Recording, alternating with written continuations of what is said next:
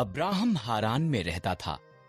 Abraham, परमेश्वर ने कहा, मैं चाहता हूं कि तू हारान को छोड़े और किसी और देश में जाए। परमेश्वर ने अब्राहम को ये नहीं बताया कि हारान कहां पर था। मुझ पर भरोसा कर, परमेश्वर ने कहा।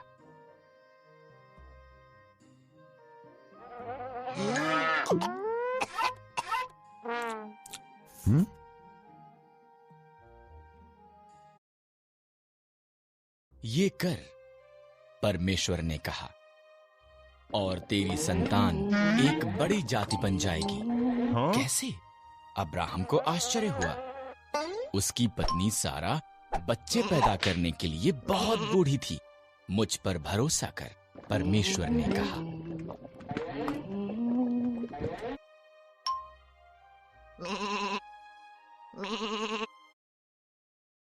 जहां मैं कहता हूं वहां जा, परमेश्वर ने कहा, और तेरी संतान जितने आकाश में तारे हैं उससे ज्यादा होगी।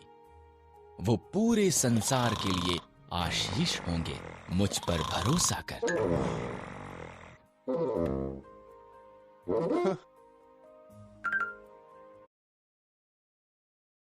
अब्राहम ने परमेश्वर पर भरोसा किया। उसने सारा, उसके भतीजे लूत और सब कुछ जो उसका था उसे लिया। वो वहां गया जहां परमेश्वर ने उसे जाने के लिए कहा था। वो कनान के देश में गया।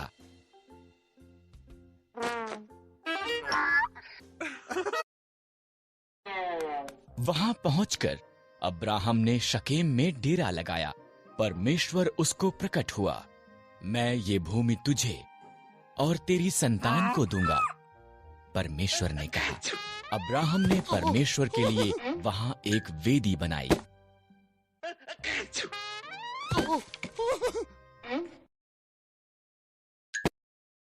अब्राहम ने परमेश्वर की वादा की हुई भूमि पर यात्रा की।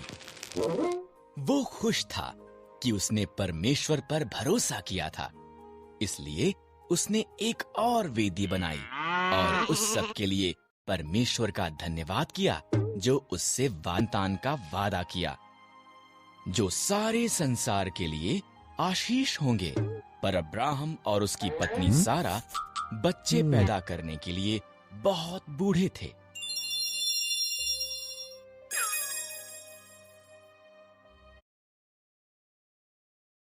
बीस साल बीत गए। अभी भी अब्राहम ने परमेश्वर के वादे पर भरोसा किया। जब वो 100 साल का था और सारा 90 साल की थी, परमेश्वर ने उन्हें अपना वादा याद कराया। सारा एक बालक को जन्म देगी।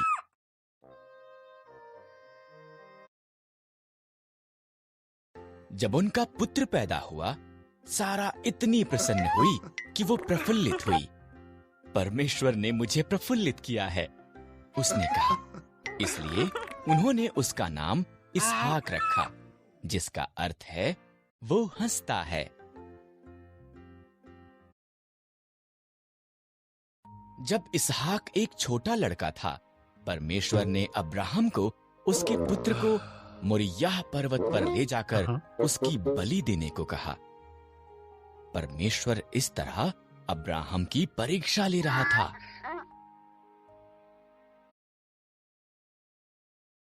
इसहाक लकड़ी उठाकर चला और अब्राहम ने छुरी और मशाल ली। इकट्ठे वो पहाड़ पर चढ़ गए। बलिदान के लिए मेमना कहां पर है? इसहाक ने पूछा। परमेश्वर इसका प्रबंध करेगा, अब्राहम ने जवाब दिया।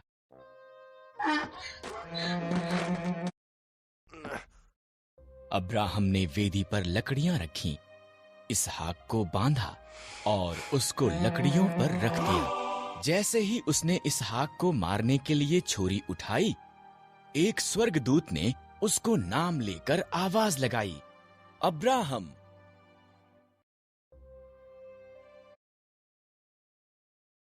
लड़के को मत मार, स्वर्गदूत ने कहा। परमेश्वर जानता है कि तू उसके वादे पर भरोसा करता है। उधर झाड़ियों में देख, एक मेंढा अपने सींगों से झाड़ियों में फंसा हुआ है। इसके बदले उसे बलिदान कर।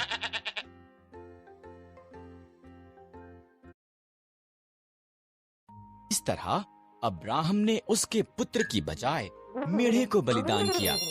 उसने उस स्थान को यहोवा यिरे, परमेश्वर प्रबंध करेगा, रखा, क्योंकि परमेश्वर ने बलिदान का प्रबंध किया था। ठीक जैसा कि परमेश्वर ने कहा था, उसका वादा सच्चा हुआ। के 12 पुत्र थे, पर वो अपने पुत्र यूसुफ को सबसे ज्यादा प्रेम करता था। उसने यूसुफ को एक विशेष चमकीले रंग का अंगरखा दिया। यूसुफ के भाई उससे ईर्ष्या करते थे। उन्होंने उससे नफरत की।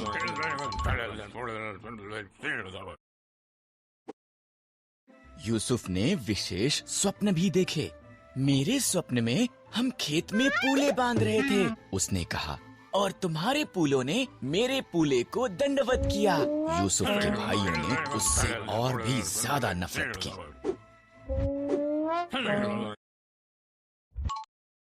यूसुफ ने एक और स्वप्न देखा।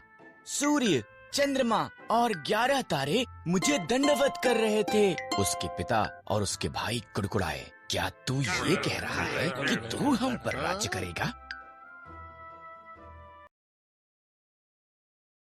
एक दिन यूसुफ के भाई खेतों में उनकी भेड़ों की निगरानी कर रहे थे। उन्होंने उसे उनकी तरफ आते हुए देखा। उन्होंने उसे मार देने और उसके स्वप्नों का अंत करने की योजना बनाई।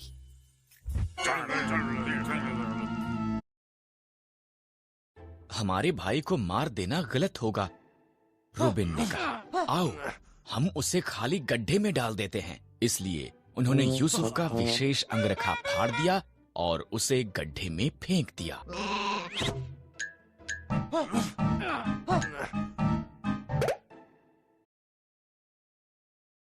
इश्माइली व्यापारी मिस्र की तरफ उनके मार्ग से गुजरे। आओ हम यूसुफ को इश्माइलियों के गुलाम के रूप में बेच देते हैं, यहूदा ने सुझाव दिया। इसलिए भाइयों ने यूसुफ को चांदी के 20 सिक्कों के लिए बेच दिया। भाइयों ने यूसुफ के अंगरखे को बकरे के लहू में डुबोया और इसे याकूब को दिखाया। मेरा पुत्र मर गया है, वो रोया। इसी दौरान यूसुफ को मिस्र में ले जाया गया, लेकिन परमेश्वर यूसुफ के साथ था। मिस्र में इश्माइलियों ने यूसुफ को पोतीपर के पास बेच दिया, जो फिरौन का हाकिम था। परमेश्वर ने यूसुफ को आशीष दी और उसे सफल बनाया। पोतीपर ने यूसुफ को अपने पूरे घराने का अधिकारी बना दिया।